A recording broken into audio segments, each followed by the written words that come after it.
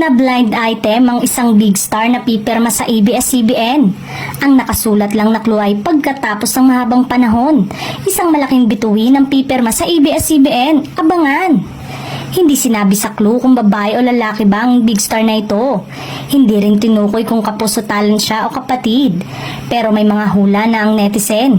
Ang hula nila ay kapuso talent ito.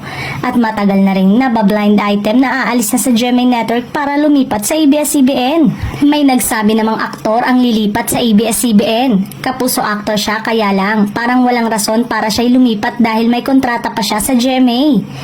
Payo ng netizen sa mga nanguhula. Hintayin na lang na pumirma ng kontrata sa ABS-CBN ng nabablind item at doon malalaman kung tama sila. Hindi naman siguro magiging dahilan para muling uminit ang network war between ABS-CBN and GMA Network sa paglipat ng kapuso talent na ito para maging kapamilya. Malakas kasi ngayon ang collaboration power ng dalawang network, lalo na at magkukolab ang Star Cinema at GMA Pictures sa second movie ni Catherine Bernardo at Alden Richard, ang Hello Love Again.